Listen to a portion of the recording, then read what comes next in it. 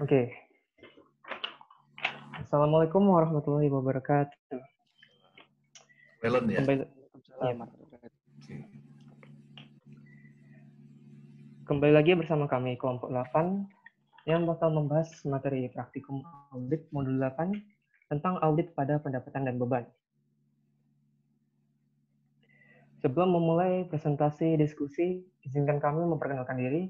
Yang pertama ada Calia Mariza Aurelia absen 6, ada Lulu Curiana Agustin absen 16, ada Muhammad Rizal Wahyudi absen 23, ada Setiawan Wijaya 36, dan saya sendiri Wellen absen 39.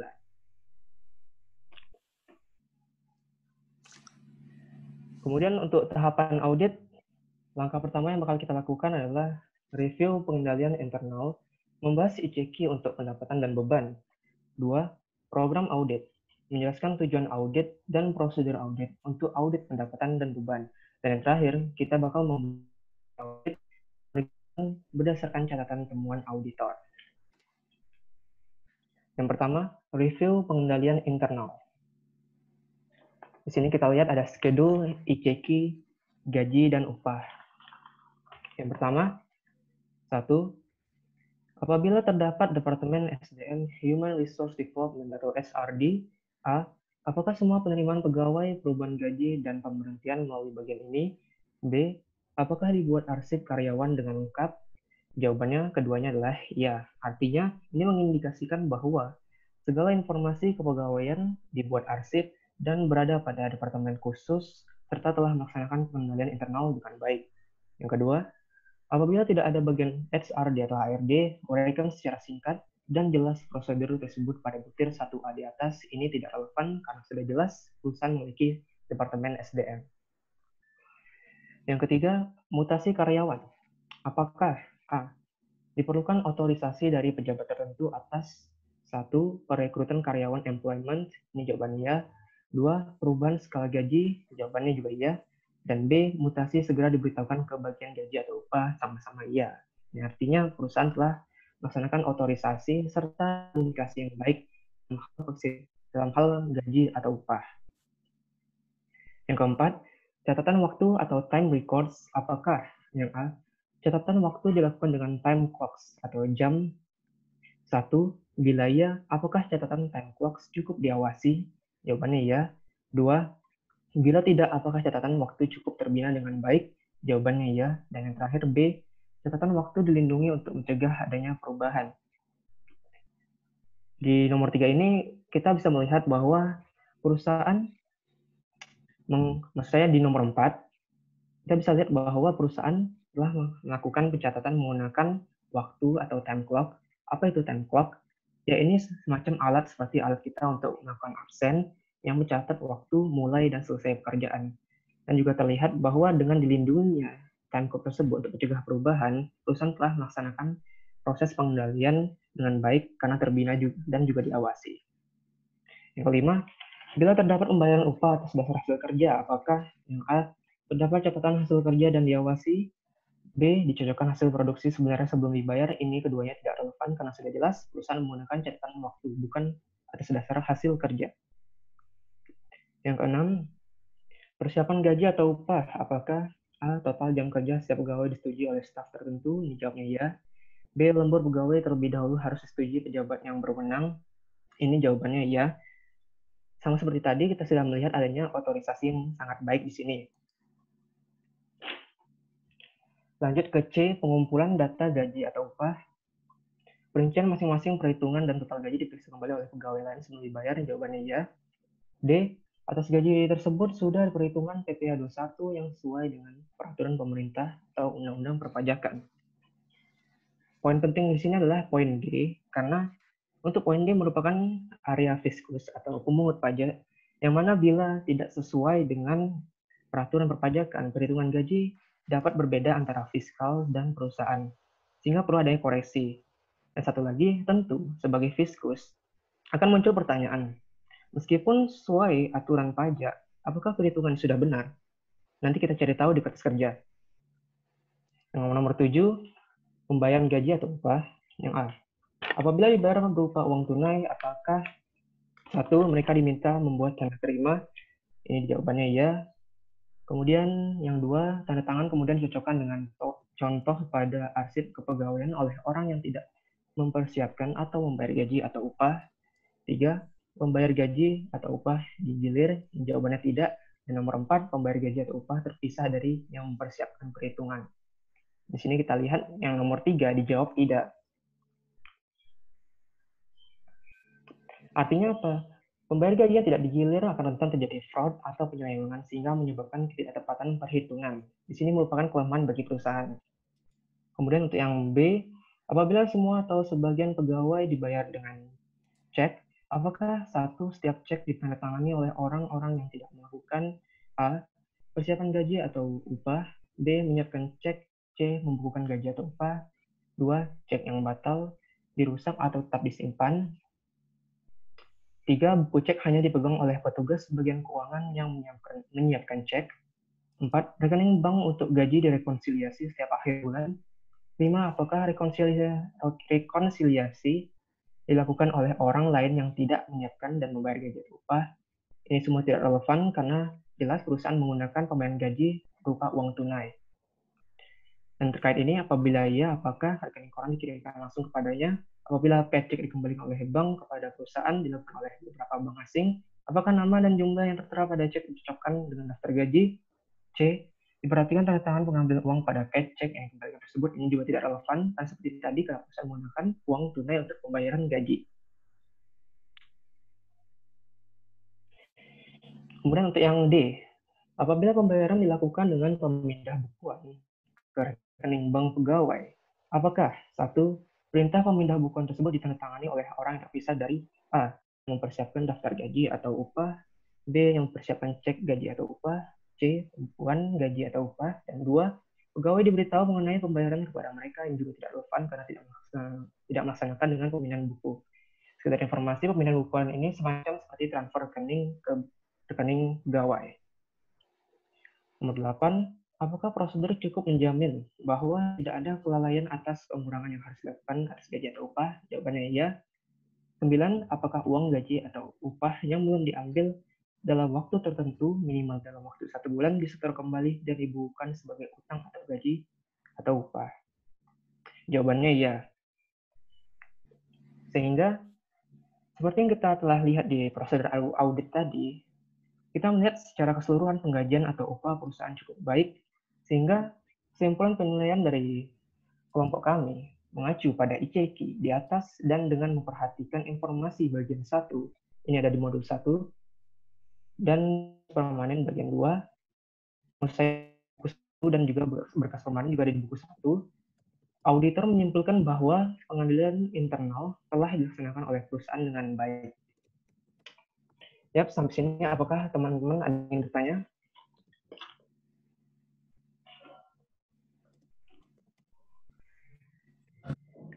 Teman-teman, jika ada yang bertanya, saya persilahkan. Nggak, lanjut aja nanti sambil ini. Jika tidak ada, kita akan lanjut ke berikutnya. Ya. Berikutnya kita masuk ke program audit akan disampaikan oleh rekan saya Setiawan Wijaya. Kepada Setiawan Wijaya saya persilahkan. Ya, terima kasih Saudara Wellen. Yang bagian kedua kita akan menjelaskan tentang program audit. Tujuan audit adalah untuk meyakinkan bahwa yang pertama adalah semua beban perusahaan telah dibukukan dengan lengkap dan tepat dalam pisah batas, completeness, dan cut-off. Yang kedua, bebannya dicatat merupakan beban perusahaan yang didukung dengan bukti-bukti yang dapat dipertanggungjawabkan serta telah dihitung dengan tepat, yaitu ownership dan accuracy. Yang ketiga, ketepatan dalam klasifikasi menurut kelompok atau jenis bebannya dan juga hubungannya dalam perusahaan, classification. Yang keempat, semua hal yang perlu diungkapkan dalam pelaporan keuangan telah diberikan penjelasan yang memadai. Yang kelima, hal yang sama di atas juga berlaku untuk pemeriksaan lain perusahaan. Next. Prosedur. Ya, ini langkah-langkahnya. Yang pertama adalah siapkan skedul utama. Kita telah melaksanakan angka ini dan dapat dilihat dalam skedul PL3.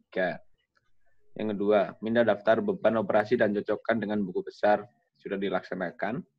Yang ketiga, lakukan uji kewajaran atau reasonable test untuk melihat kewajaran fluktuasi setiap beban dengan membandingkan data tahun lalu dan bulan-bulan sebelumnya. Yang sudah dilaksanakan dan dapat dilihat dalam schedule ARP 1.3. Yang keempat, apabila ada kenaikan atau penurunan yang mencolok, mintalah penjelasan dari pihak-pihak manajemen.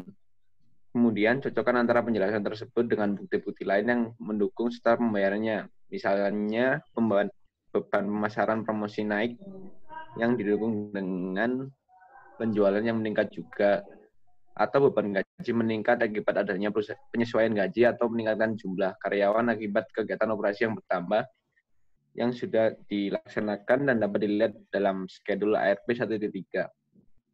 Yang kelima, lakukan pencarian untuk mengetahui apakah ada beban yang belum dibebankan untuk tahun berjalan.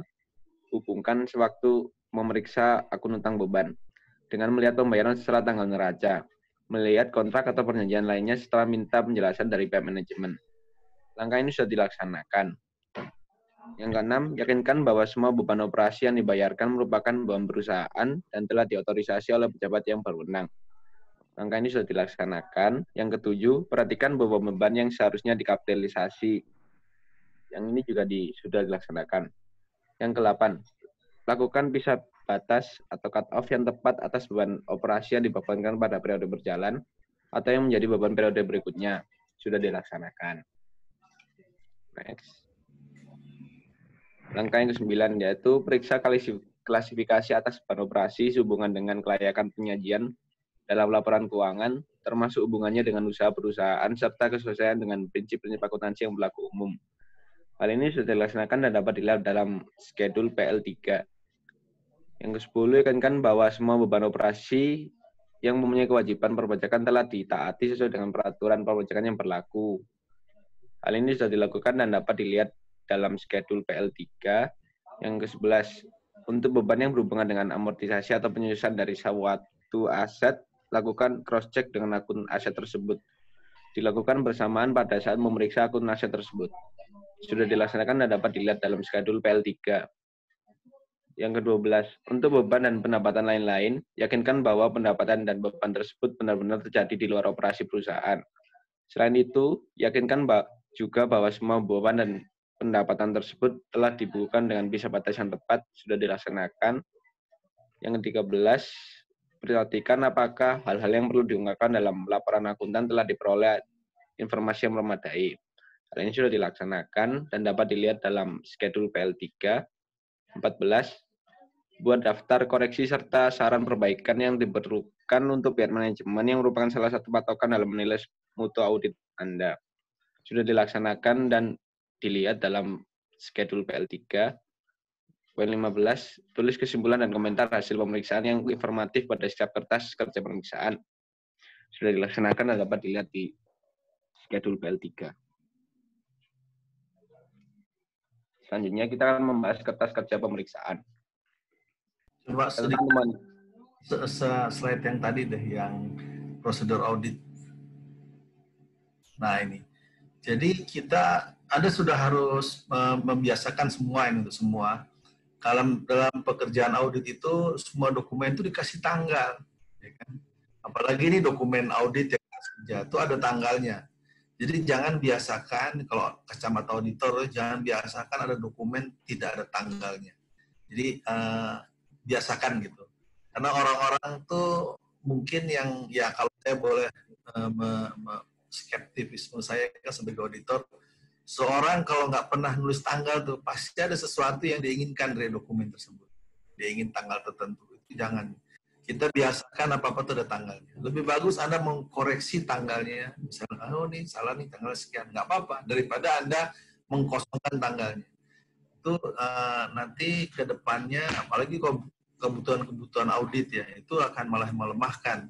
Ya kan? Jadi biasakan kayak ini kan ada tanggal sebutkan tanggalnya kan ada kita perlunya di tanggal berapa Desember sampai berapa Maret tuh ya kan 2012. Nah itu udah langsung ke 2013 Maret. Nah itu jadi antara tanggal itu jadi kita isi. Ini jadi kedepannya untuk menjadi kebiasaan bagi Anda semua lah, khususnya nggak cuma dalam mata kuliah ini. Kalau nanti kerja gitu, setiap ada dokumen kasih tanggal. Anda disuruh memo parah ada tanggal. Selalu, gitu. Jangan lupakan tanggal dalam dokumen tersebut. Jadi Anda lebih tenang nanti untuk ada apa-apa di belakang hari untuk akuntabilitas. Itu saja, ya silakan dilanjut Setiawan. Ya Pak, terima kasih atas koreksinya. Catatan teman editor. Saudari Esther memberikan informasi yang diperlukan Anda dalam melakukan pemeriksaan untuk beban operasional dan data perpajakan untuk menghitung pajak penghasilan badan tahun 2012. Adapun hasil pemeriksaan yang didapat oleh Anda sebagai berikut. Pada 11 April 2012, dalam rangka hari ulang tahun perusahaan, maka Bapak Rantu mewakili perusahaan memberikan sumbangan kepada Panti Asuhan Anakku di Bogor. Pemberian sumbangan ini berupa uang tunai sebesar 20 juta yang dicatat sebagai beban jamuan dan representasi. Dan pada tanggal 18 Agustus 2012, perusahaan memberikan dana berupa uang tunai sebesar 10 juta untuk penggantian biaya perawatan Ibu Tati selama beliau dirawat di Rumah Sakit Sembudong. Penggantian ini merupakan salah satu kompensasi yang diberikan perusahaan untuk karyawan. Perusahaan mencatat penggantian tersebut sebagai berikut. Beban gaji pada Bank Bini sebesar 10 juta. Atas penggantian ini, perusahaan telah menghitung dan memotong PPh pasal 21 yang dihubungkan dengan pembayaran gaji. Dan hal ini sudah dilaporkan dalam SPT 1721 pada bulan September 12 lalu. Pada tanggal 25 November 2012, bangunan perusahaan selesai dicat ulang oleh seorang kontraktor. Dan perusahaan mencatat transaksi tersebut sebagai berikut. Beban jasa profesional pada Bank Bini sebesar 15.435.400. Selain itu, pada tanggal 28 Desember 2012, perusahaan membeli voucher hotel untuk akomodasi petugas pajak. Voucher tersebut sebesar 3.500.000 dibeli dan diserahkan sendiri oleh Bapak Denny kepada petugas pajak tersebut. Sampai dengan tutup buku, perusahaan belum mencatat pembelian ini karena Bapak Denny belum mengajukan penggantian dan memberikan bukti pembelian voucher hotel. Pada tanggal 8 Januari 2013, barulah Bapak Denny memberikan bukti-bukti tersebut dan meminta penggantian dari perusahaan. Selama tahun 2012, perusahaan telah menghitung dan menyetorkan PPh pasal 21 dengan memotong gaji para karyawannya. Untuk menguji perhitungan PPh pasal 21 yang telah dilakukan perusahaan, maka Anda mengambil sampel secara acak sebanyak 5 orang. Sampel diambil dari karyawan dengan posisi minimal manajer yang mendapatkan gaji di atas 2 juta. Berikut adalah daftar perhitungan PPh pasal 21 yang dibuat oleh Bapak Edi. Yang berisi status gaji, THR, dan pajak yang dibayar, dan utang pajak PPh pasal 21. Pajak penghasilan badan harus dihitung kembali dengan tarif sesuai dengan pasal 17 Undang-Undang PPh dengan memberikan semua jurnal koreksi dari soal-soal sebelumnya. Jurnal yang dibuat oleh Saudari Esther adalah beban pajak penghasilan sebesar 4.432.026 pada pajak dibayar di muka pasal 22 sebesar 10 juta, pajak dibayar di muka pasal 25 sebesar 24 juta, utang pajak pasal 29 sebesar 10.432.026.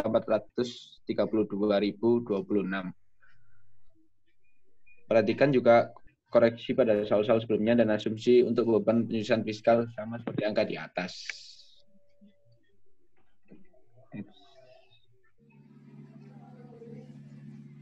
Selanjutnya akan dijelaskan oleh Saudara Rizal Wahyudi. Dipersilahkan. Terima kasih Saudara Jaya.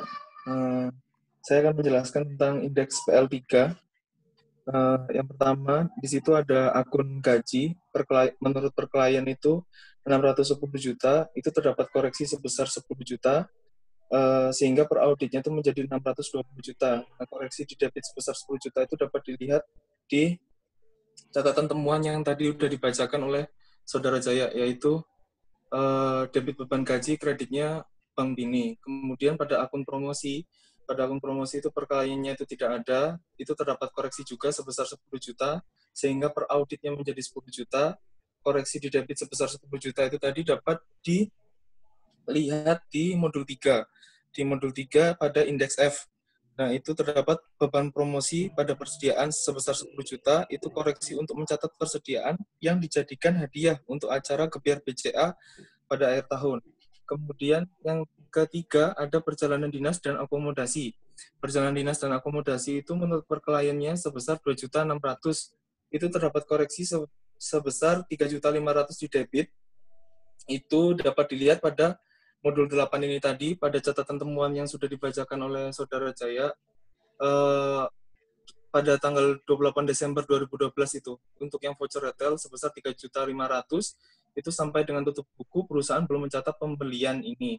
Kemudian untuk pemeliharaan dan reparasi itu per kliennya 14.928.804, itu terdapat koreksi di debit dan di kredit sebesar 15.435.400 dan di kreditnya sebesar 12.500. Untuk yang di debit 15.435.400 itu tadi dapat dilihat di catatan temuan yang ada di modul 8 juga, ya, beban jasa profesional pada Bank Bini sebesar 15.435.400.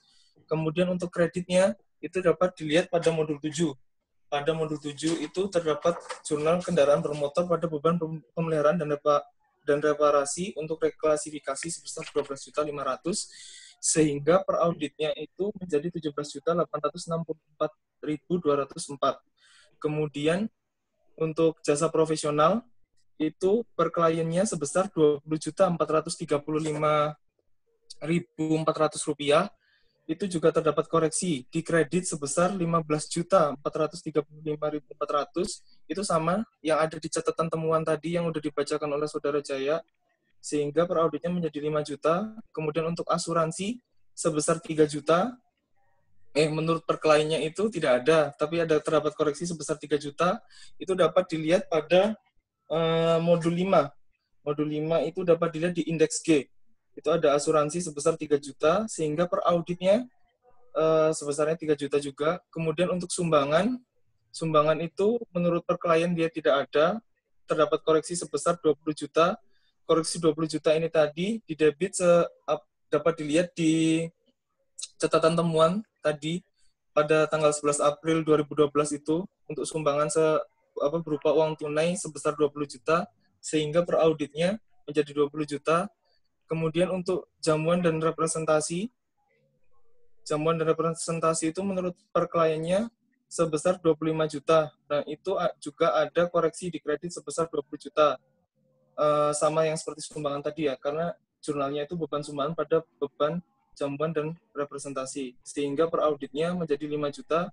Kemudian untuk sewa guna usaha sebesar per klien menurut per klien itu 6.847.500. Itu juga terdapat koreksi di kredit sebesar 6.847.500. Ada di modul 7. Kemudian untuk perlengkapan kantor per klien sebesar 1 juta, itu juga terdapat koreksi sebesar 1 juta. Ada di modul 7 juga, jurnalnya itu peralatan kantor pada beban peralatan kantor sebesar 1 juta, reklasifikasi. Kemudian untuk telepon, fax, dan pos, dia tidak ada koreksi. Sehingga per klien sama per auditnya sama, yaitu 3.513.500. Selanjutnya. Next. Kemudian untuk akun listrik dan air, per klien itu 562.500, itu juga tidak terdapat koreksi, sehingga sama antara per klien dan per auditnya, sama-sama 562.500. Kemudian untuk yang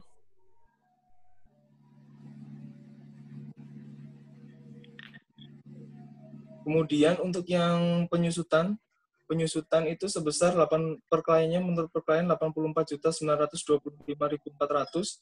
Itu terdapat koreksi di debit sebesar 4.429.480 yang dapat dilihat di 7, sehingga per auditnya itu didapatkan 89.354.880.000. Kemudian untuk piutang tak tertagih menurut per klien itu tadi nggak ada, dan terdapat koreksi sebesar 27.500. Itu dapat dilihat di modul 2. Beban piutang tak tertagih pada piutang usaha sebesar 27.500 itu untuk mencatat piutang tak tertagih pada PD Rambutan. Kemudian untuk sewa itu pada per kliennya dia juga tidak ada, dan terdapat koreksi sebesar 5 juta. Itu dapat dilihat dari modul 5 tadi, sama indeksnya indeks G, sama seperti kayak asuransi. sehingga per auditnya itu menjadi 5 juta. Kemudian untuk yang lain-lain per kliennya itu 1.500.000, itu terdapat koreksi sebesar 10 juta di debit dan kreditnya 750.000. Itu dapat dilihat di modul 6. Di modul 6 indeks H. Nah, itu dia ada PT Domba Kecil dan PT Domba Putih, itu di debitnya 10 juta dan di kreditnya 750.000. Sebenarnya angka ini belum angka akhirnya, karena angka ini nantinya akan dipengaruhi sama schedule C yang kita loncatin babnya itu tadi.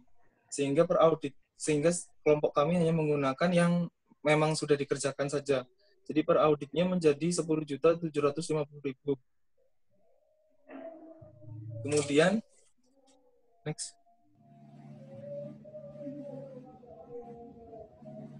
Untuk catatan pemeriksaan sendiri ini tadi sudah catatan pemeriksaan pada PL3 ini persis seperti apa yang saya bilang tadi jurnalnya. Hanya ditulis ulang kembali seperti itu. Kemudian untuk selanjutnya akan apakah ada pertanyaan sampai di sini? Akan kalau ada yang mau komentari atau mungkin ada yang mau bertanya.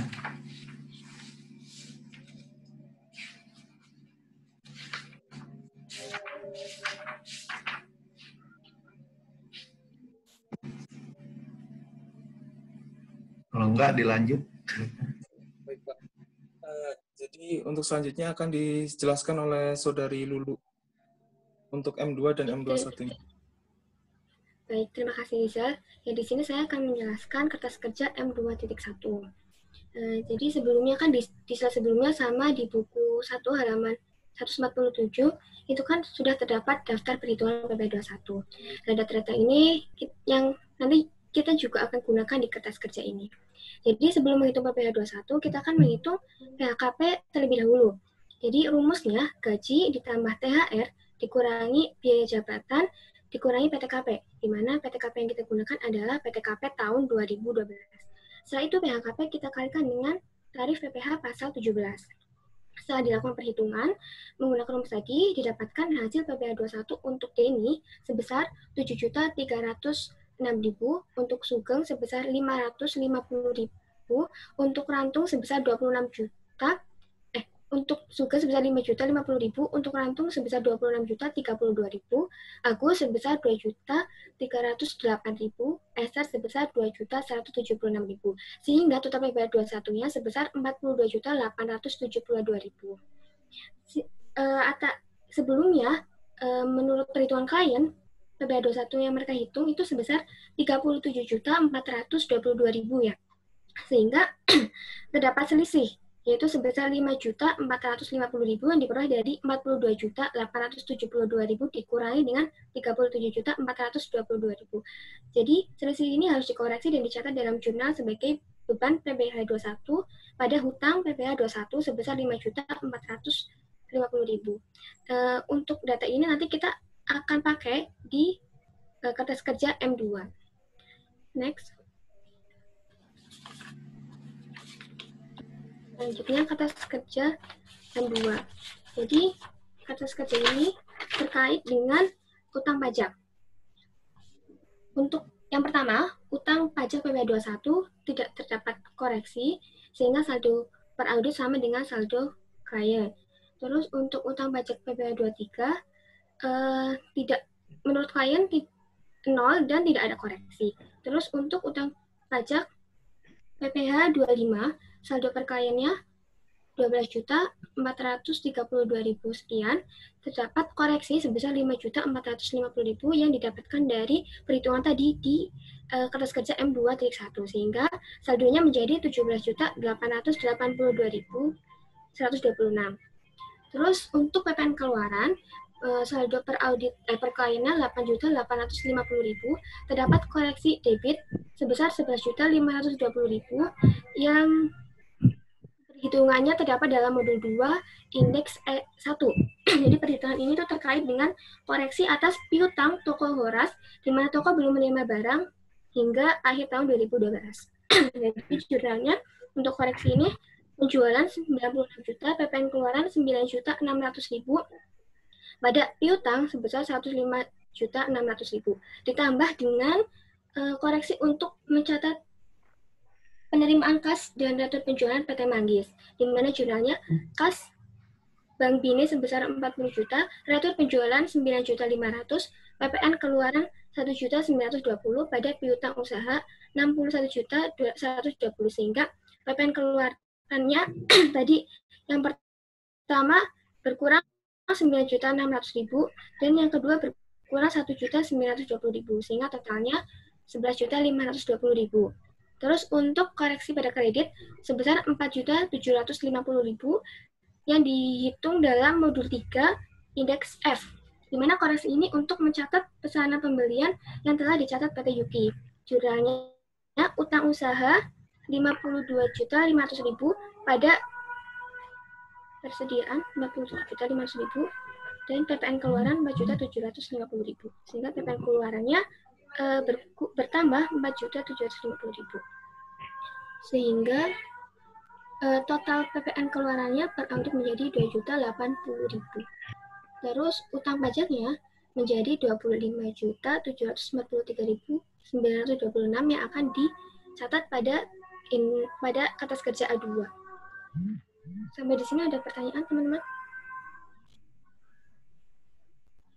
Ada yang mau tanya?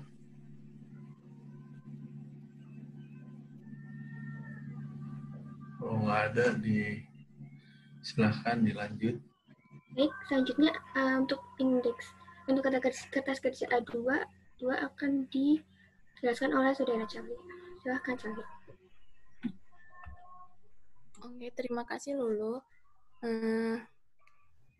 Kali ini saya akan menjelaskan kertas kerja indeks A2.2. Pertama, tentang kewajiban dan ekuitas pemegang saham, yaitu kewajiban lancar. Kewajiban lancar yang pertama adalah utang usaha.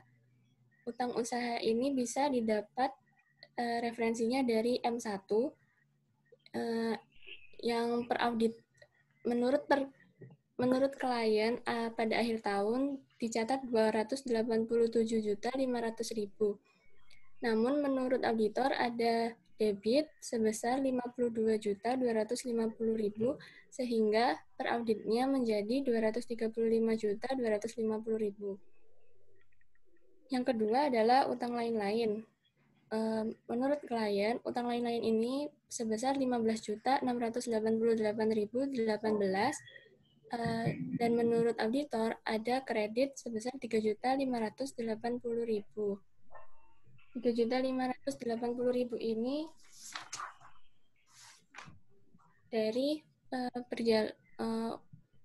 biaya lain-lain, akomodasi, voucher hotel, petugas pajak, dan sebesar 3.500.000 dan 80.000-nya itu dari sanksi pembayaran pajak di modul 5. Sehingga per auditnya itu menjadi 19.268.018. Lanjut, yang ketiga, utang pajak. Utang pajaknya referensinya bisa didapat dari M2. Menurut klien sebesar 27.063.926 yang debitnya adalah yang menurut auditor debitnya menjadi 11.520.000 dan kreditnya 10.200.000 sehingga per auditnya sebesar 25.743.926. Dari lalu biaya yang masih harus dibayar itu menurut klien dan menurut auditor tidak ada koreksi sehingga per auditnya sama dengan per klien. Lanjut pada utang jangka panjang yang jatuh tempo dalam waktu 1 tahun itu menurut klien tidak ada dan menurut auditor juga tidak ada, jadi per auditnya sama dengan klien. Selanjutnya sewa guna usaha jangka pendek atau lancar, ini referensinya didapat dari M3 atau modul 7 yang sebelumnya telah dijelaskan oleh kelompok 7, yaitu debitnya 4.980.000 dan kreditnya 19.920.000 sehingga per auditnya menjadi 14.940.000. Dari kewajiban lancar di sini, total kewajiban lancarnya menurut auditor menjadi 357.605.344.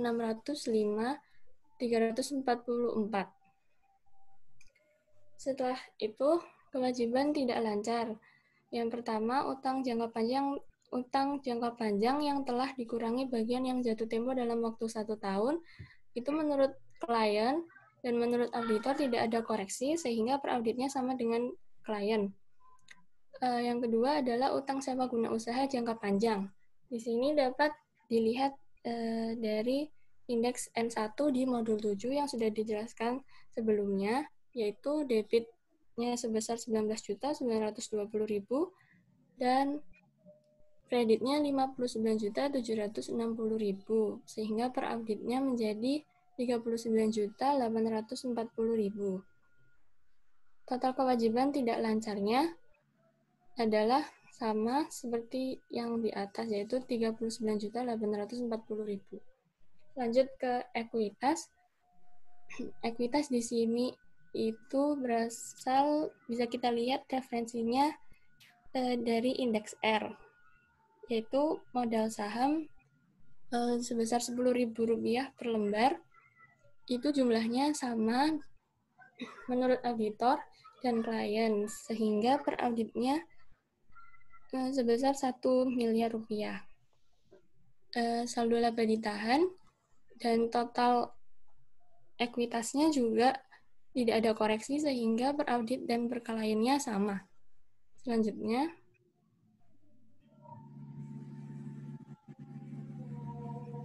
dari yang sudah disebutkan di atas, maka total kewajiban dan ekuitas pemegang saham dari menurut klien 4.421.378.225 menjadi dikoreksi menjadi menurut audit 4.426.165. Sampai di sini, apakah ada pertanyaan? Silakan kalau ada yang mau bertanya atau mengomentari barangkali. Nggak ada. Kalau nggak ada, ini ada. Silakan, ada yang mau dilanjutkan lagi atau sudah? Atau ada lagi tambah? Oh, masih ada. Ya, silakan. Lanjutkan lagi, silakan. Ya, baik, saya lanjutkan. Di indeks PL5 tentang rekonsiliasi fiskal. Di sini yang pertama adalah laba sebelum pajak. Laba sebelum pajak ini didapat di indeks A31 yang akan dibahas selanjutnya di PPT ini. Didapat di debit 108.864.880, kreditnya 56.532.900, sehingga per auditnya itu 263.846.941. Setelah itu, perbedaan permanen terdiri dari penyesuaian positif dan penyesuaian negatif. Penyesuaian positifnya itu terdapat sumbangan yang didebit 20 juta yang tadi sudah kita bahas di PL3, sehingga per auditnya itu 20 juta. Setelah kemudian jamuan dan representasi juga didapat dari indeks PL3 yang di kreditnya sebesar 20 juta dan per auditnya itu 5 juta. Di penyesuaian negatif, pendapatan bunga menurut kelompok kami tidak ada penyesuaian, sehingga per auditnya itu sama dengan per kliennya sebesar 29.133.025. Total laba sebelum pajak menjadi dari menurut klien 312 juta sekian menjadi 259.713.916. Di bagian berikutnya itu ada perbedaan sementara yang terdiri dari depresiasi perusahaan yang bisa kita lihat di indeks PL3 juga. Yang per kliennya itu sebelumnya 84 juta sekian, karena menurut kelompok kami ada koreksi debit 4.429.480, berauditnya menjadi 89.354.880. Untuk depresiasi pajak itu menurut kelompok kami tidak ada koreksi sehingga per auditnya dan per kliennya itu sama 91.512.500. Dari laba sebelum pajak dan perbedaan sementara ini didapat laba kena pajak yang menurut klien itu 305.458.796 menjadi 257.556.296. Selanjutnya yaitu PPh Badan. PPh Badan di sini terdapat debit dari tambahan koreksi utang pajak PPh 21 yaitu 5.450.000. Per auditnya menjadi 35.867.619. Untuk pajak dibayar di muka 22 dan 25 itu tidak ada koreksi sehingga per auditnya sama dengan per kliennya. Utang pajak penghasilannya ini sama dari sebelumnya yaitu 5.450.000 sehingga per auditnya menjadi 1.867.619. Untuk selanjutnya akan dibacakan oleh teman saya. Terima kasih. Terima kasih Calia. Kembali lagi sama saya. Selanjutnya ini saya akan menjelaskan indeks PL5.1. Nah, PL5.1 ini sebelumnya teman-teman kalau mau lihat dokumennya itu bisa dilihat di halaman di modul 5 halaman 112 sampai dengan 123. Nah, itu ada untuk masa pajak Januari, itu tanggal SSP-nya dia 6 Februari tahun 2012, jumlahnya 2 juta. Kemudian untuk Februari dia 6 Maret 2012 jumlahnya 2 juta. Kemudian untuk Maret 6 April 2012 jumlahnya 2 juta. Untuk April dia 6 Mei 2012 jumlahnya 2 juta. Kemudian untuk masa pajak Mei tanggal SSP-nya 6 Juni 2012 jumlahnya 2 juta. Kemudian untuk masa pajak Juni 6 Juli tahun 2012 jumlahnya 2 juta. Begitu juga dengan Juli dan Agustus.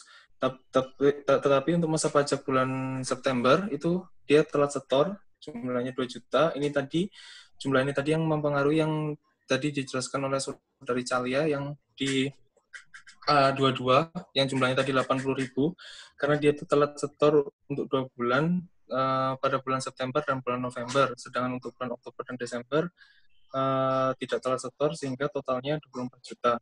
Kemudian untuk yang terakhir untuk A31 akan dijelaskan oleh Saudari Lulu lagi.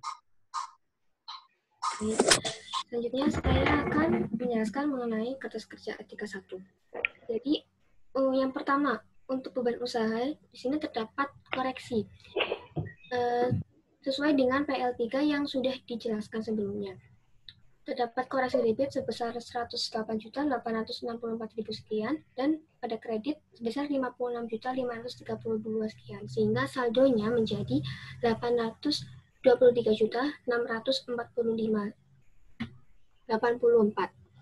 Selanjutnya kalau terdapat koreksi ini laba usahanya menjadi 234.713.916.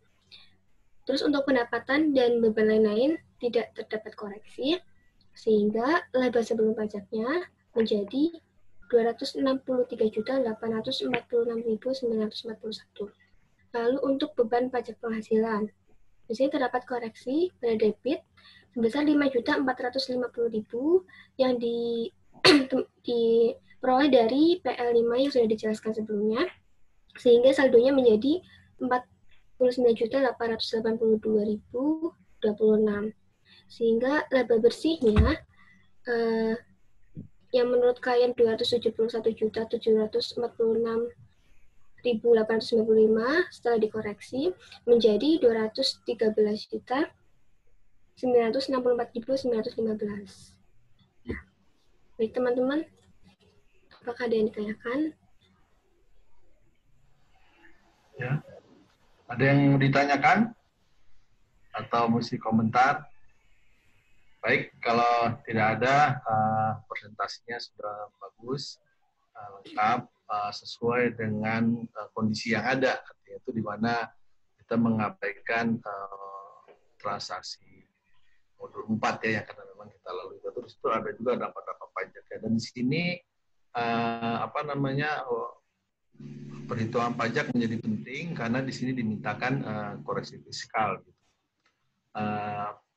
Ya karena memang soalnya demikian ya harus kita jawab, apalagi memang jelas. Tapi dalam konteks auditing secara umum itu kita tidak begitu memfokuskan kewajiban perpajakannya dalam artian ya kecuali memang minta seperti di modul ini. Jadi artinya apabila nanti di ujian atau di UAS ya sekarang ini karena tinggal mengambil UAS ya, kalau aktivitas insya Allah asal Anda rajin mengirim tugas-tugas itu akan tentu akan mendapat nilai yang optimal gitu kan, tergantung lembaga. Kalau saya sih aktivitas sudah optimal karena memang bukti-buktinya tugas dikerjakan semua, jadi nggak ada alasan saya untuk tidak memberi optimal. Namun dari lembaga mungkin ada batasan-batasan sehingga jumlahnya nggak optimal. Itu mengkomposisi bobotnya 40% dari aktivitas. Namun UAS dan UTS 30%, dan yang 30% lagi adalah UAS. Karena sekarang kesempatan kita adalah yang terakhir UAS, maka saya ingin sampaikan beberapa hal terkait dengan UAS. UAS itu isinya melulu tentang apa yang kita peroleh di praktikum ini. Karena ini praktikum auditing, baca soalnya. Kalau tidak ada diminta sebutkan kewajiban perpajakannya, Anda tidak maksud saya tidak usah terlalu banyak di situ mendalami situnya, karena walaupun mungkin mudah dan ini kecuali memang sudah terjawab semua pertanyaan yang lain di soal itu sudah terjawab, lalu Anda masih ada sisa waktu, Anda isi kewajiban perpajakannya sesuai dengan yang berlaku, itu bisa nggak apa-apa gitu. Buat saya ya kalau betul ya tentu baik, kalau salah pun nggak apa-apa juga, karena kalau memang tidak diminta gitu. Tapi kalau memang diminta ya memang harus dijelaskan. Karena kalau di sini kan nanti koreksi fiskal harus masukin perbedaan yang permanen gitu, perbedaan yang karena temporer tuh banyak mana yang tebal dan tidak tebal, itu semua hitung atau untuk badan itu kan itu 9 kelampu kan itu agak lumayan menyita waktu gitu. Bahwa itu bisa, iya nggak apa-apa. Makanya kalau memang tidak ditanyakan, jangan terlalu lama waktu di situ. Nah, dalam mengerjakan auditing ini, jadi Anda tahapannya seperti yang Anda lakukan sekarang ini. Tenang-tenang aja gitu. Begitu soal ujian, nah ini sekarang saya ingatkan di era new, makanya saya tadi minta waktu sama ketua kelas untuk nambah menjelaskan ini terkait dengan persiapan UAS. Gitu. Karena pengalaman kemarin tentu Anda bisa mengambil pelajaran. Kalau dia hari-hari biasa Anda kan bangun tidur, mandi, pakaian baju yang rapi, wangi, segala macam, makan atau minum atau sarapan lah kadarnya, kecuali yang puasa. Langsung datang ke kelas, duduk. Jam 10 Anda udah semua lingkungannya teman-teman Anda. Kalaupun Anda masih ngantuk, melek dikit, kanan teman itu. Melek dikit, dosen lagi ngajar. Jadi, suasananya udah begitu. Berbeda kalau sekarang. Sekarang ini kemarin mungkin ada ujian, ada yang belum mandi, ada yang masih pakai daster. Kalau perempuan, kalau laki mungkin masih pakai celana pendek. Ada lagi nanti di suasananya ramai, yang sana siluran, lari sana sini, karena di rumah kan gitu. Nah, jadi hal-hal begini ini menjadi pertimbangan pada saat ujian.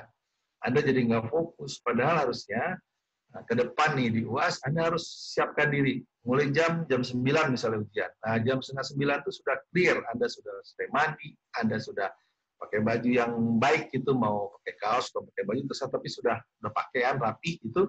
Nah, siap ujian. Di depan laptop, usahakan pakai laptop. Ya kan, kalau pakai HP nanti khawatir kurang optimal. Pakai laptop, usahakan. Dan itu buku-buku open book yang mau diperlukan udah siap karena semua sudah mesti. Lingkungan tempat Anda bekerja sudah dalam posisi yang steril, baik entah mau di pojok rumah, di kamar atau di ruang, sudah diam. Saat itu udah nggak ada yang Anda siap dengan ujian. Nah, dengan kondisi begini, waktu 2,5 jam yang diberikan itu akan terasa optimal. Kalau tidak kayak kemarin, gitu. Saya mungkin bisa percaya, bisa enggak kalau Anda kekurangan waktu. Tapi saya menjadi nggak percaya karena dalam kondisi seperti ini. Bisa jadi kalau Anda di kelas kemarin, di dalam kelas itu 2,5 kerjakan. Karena ada fokus. Begini kemarin kan tidak, 2,5 jam bisa open book belum bisa buka, baru mau buka, inilah ini macam-macam gitu. Yang inilah yang macam-macam, badan yang enak, gatal ini sih karena belum dalam posisi siap.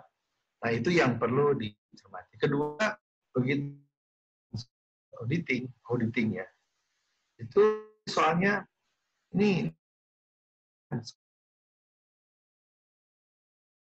itu ada lagi tanggal 1 Januari persediaannya sekian, saldo persediaan. Terus tanggal 30 Desember 1 Desembernya saldo perkiraannya saldo persediaannya sekian. Lalu dikasih transaksi di bawah. Nah, lalu transaksi ini lalu nanti Anda disuruh koreksi audit. Nah, itu Anda kalau melihat kondisi seperti begitu, Anda duduk dulu, kerjakan jurnal-jurnal yang ada, jurnal dari transaksi-transaksi yang ada di soal. Jadi Anda mengulang, menjurnal semua transaksi yang ada di soal. Jurnal dulu, begini. Ada 17 jurnal, ada 7 jurnal nih. Dari saldo awal 1 Desember menjadi 31 Desember, itu ada 7 jurnal nih. Begini dia jurnalnya, ada selesai. Jangan benar salah. Yang penting cocok. Saldo awalnya ditambah dengan jurnal-jurnal transaksinya, mutasinya, lalu cocok dengan saldo akhirnya. Di soal cocok.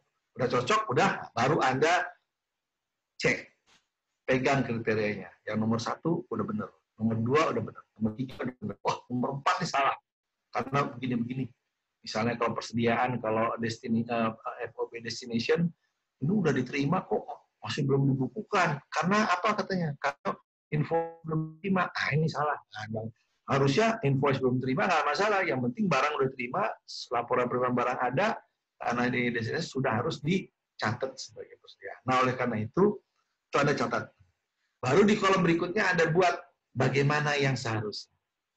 Sudah ketemu ini yang existing, ini yang seharusnya, baru Anda berikutnya adalah koreksinya. Setelah ini semua, baru Anda ngisi. Maksudnya gitu. Jadi artinya begitu ujian untuk ini, persiapkanlah spreadsheet.